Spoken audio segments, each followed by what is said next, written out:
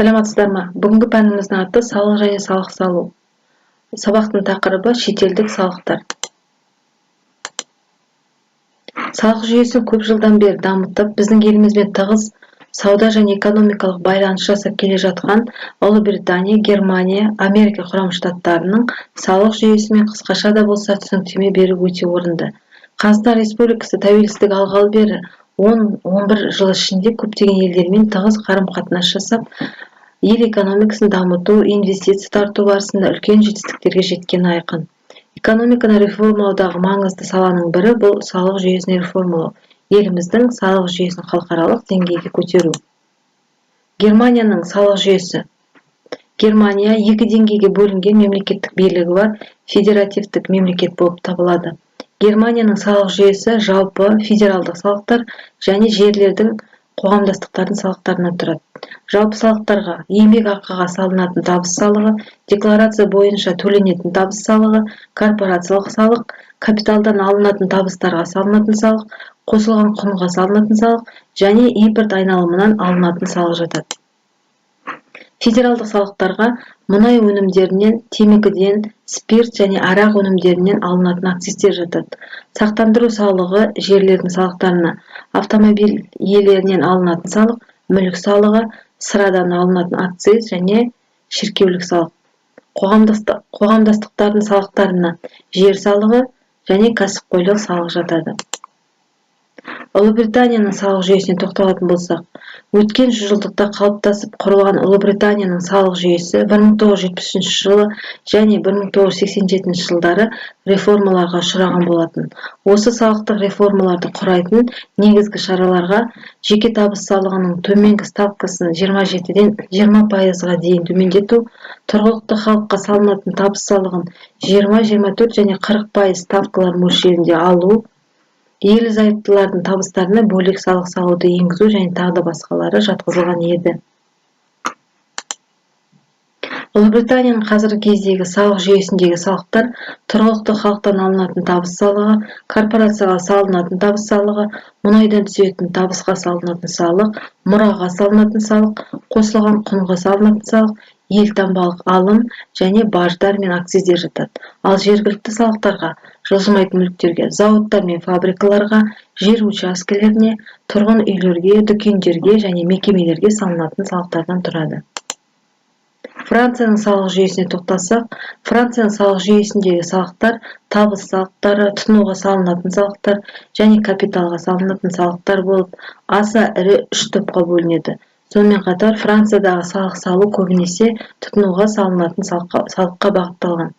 Франциядағы фискальдық жүйедегі тікелей салық салудың деңгейі төмен, ал жанама салықтардың деңгейі аса жоғары болып табылады. Францияның салық жүйесінің негізін құрайтын салықтар орталық және жергілікті салықтар болып бөлінеді.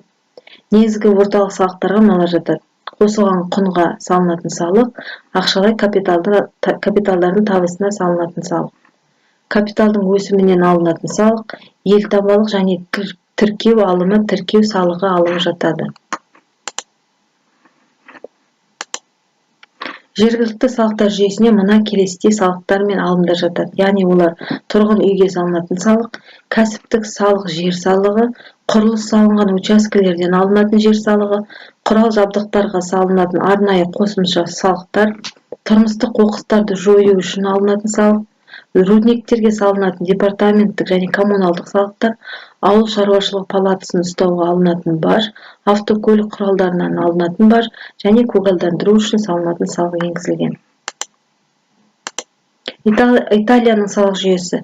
Қазіргі кезде Италияның салық жүйесінен құрылымындағы салықтарға мыналар жатады: жеке тұлғалардан алынатын табыс салығы, заңды тұлғалардан алынатын табыс салығы, жергілікті табыс салық, мұраға және сыйға тартуға салынатын салық, қосылған құнға салынатын салық, арнаулы акциздерді, жерді иеленген үшін алынатын салық, жылжымайтын мүлік құнының ұлғаюына салынатын салық, жарнамаға салынатын салық, көлік құралдарына салынатын салық, қоғамдық алаңдарды пайдаланғаны үшін салынатын салық, жергілікті лицензиялық алымдар және мектептік салықтық алым және тағы да басқалар жатады.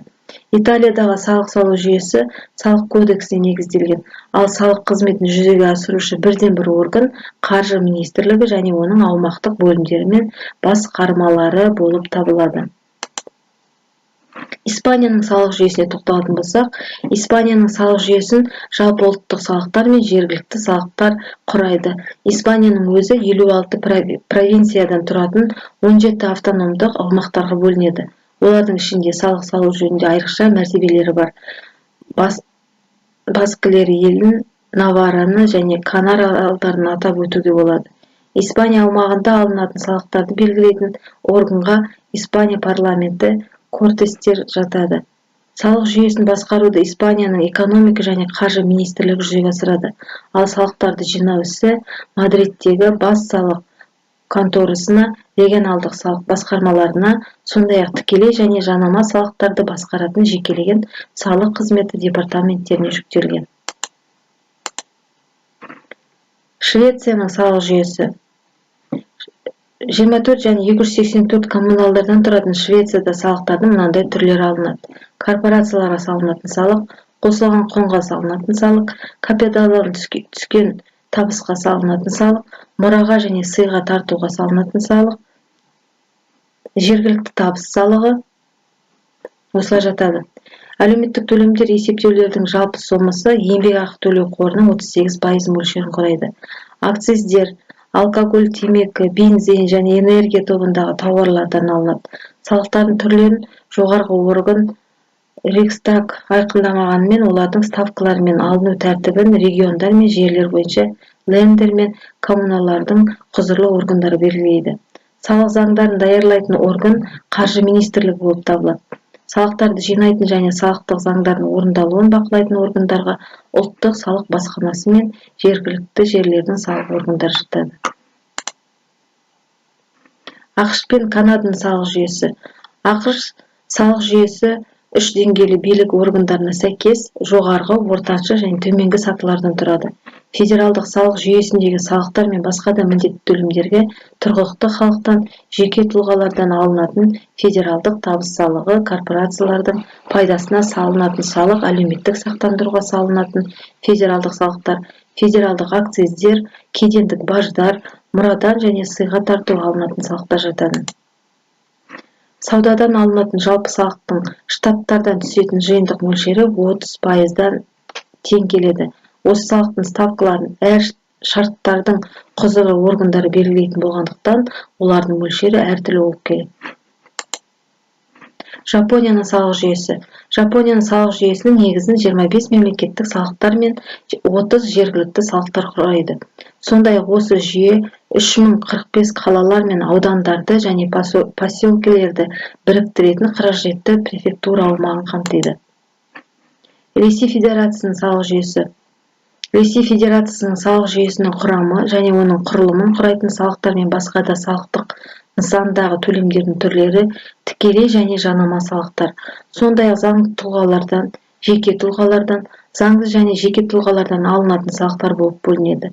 Жанама салықтарға мұнай, газ, көмір, бензин және тағы да басқа өңдеу және кен байыту өнімдері түріндегі өндірістік тауарлар мен спирт, арақ және басқа да алкоголь өнімдері, темекі өнімдері, сыра сияқты кең сұранысқа ие тауарлардан қосылған құнға салынатын салық, саудаға салынатын салық, акциздер, кедендік төлемдер, кедендік тәрестер жатады. Бүгінгі сабағымыз аяқталды. Сау болыңыздар.